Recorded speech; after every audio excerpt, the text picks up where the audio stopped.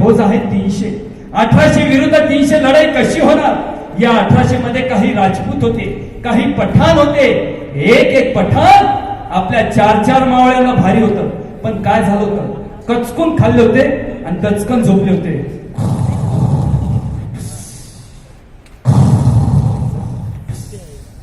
काही मात्र त्या परमेश्वराला प्रार्थना करत, या मालिक, या परवरदिगा, यहाँ कितना दिन ठहरना पड़ता है क्या मालूम, कब मराठा आएगा, कब कत्तल होंगी क्या मालूम.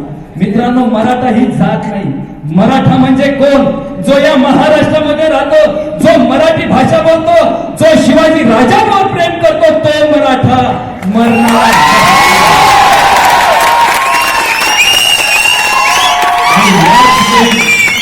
आणि याच वेळी मध्यरात्रीमध्ये उदय भाण्याने जरा टाकलेले आणि तो कमल कुमारी जवळ आला. कमल कुमारीला येऊन म्हणतो कसा, तुम्ही हो कमल कुमारी, आओ आओ मेरी बेगम, यहाँ कोई नहीं आएगा, यहाँ कोई नहीं बचाएगा. सुना था भगवान कृष्ण ने द्रौपदी को बचाया, लेकिन यहाँ कोई कृष्ण नहीं ना. कौन आता है हमारे सामने? किसी की हिम्मत है? तुझा बाप हजर. या मालिक, या परवरदिगा, या तुटलेल्या कड्यातून येणारा हा वीर कोण असावा? हो, या तुटलेल्या कड्यातून येताना यमालाही भीती वाटली असते. ऐकून होतो, शिवाजी राजेच्या फौजेमध्ये एक निधड्या छातीचा माणूस होता. कोण? तू तानाजी तर नाही? हो, तानाजी म्हणतात त्या हला. उद्या आलो तुझा समाचार घेण्याला. तानाजी, ये गिराजी, हा गड तुला रे. आजपासून तू या गडाचा किल्लेदार, मी तुझा सेवक. चल दिल्लीच्या दरबारात मुजरे करू. असं म्हणताच काय तानाजीनं शिवाजी राजांना सोडला आणि तो काय मोगलांना मिळाला नाही.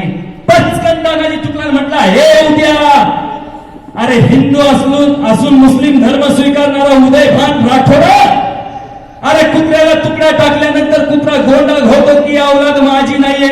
भगव्या झेंड्याचा शिपाई आहे मी, शिवाजी राजांचा मावळा आहे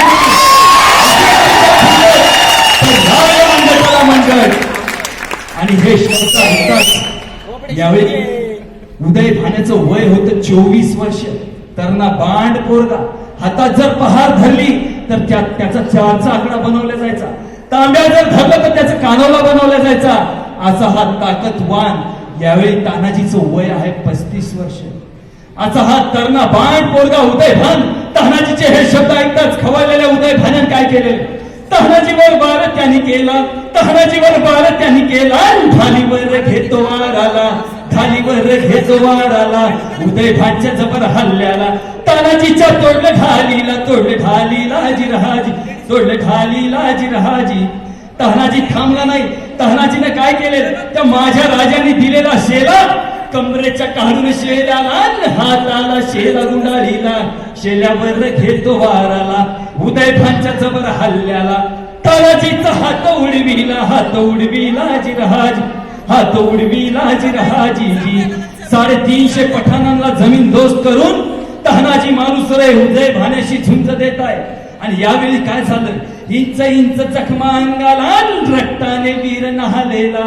वर्णिबार उदयभानाच्या त्या खवळलेल्या उदयभानाने तानाजीच्या अंगावर वार करताच ती उदयभानाची संशय तानाजीच्या छातीपासून तर बेबीपर्यंत कर कर घासत गेली. तानाजीचा देह रक्ताच्या धारावर कोसळला.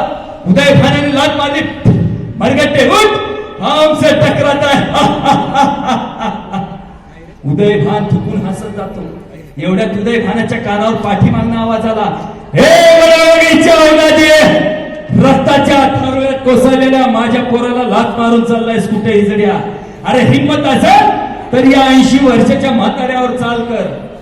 उदयभान मागं वळून पाहतो तर काय, 80 वर्षाचा शेलार मामा आपल्याला आवाहन करतोय. उदयभान मामाच्या अंगावर जाणार. एवढ्यात मामाने काय केलं? मामाने मारलं उडाणाला, दात खाऊन केलं वार आला, दात खाऊन केलं वार आला. उभा चिरला उदयभाण्याला, उदयभाण्याला.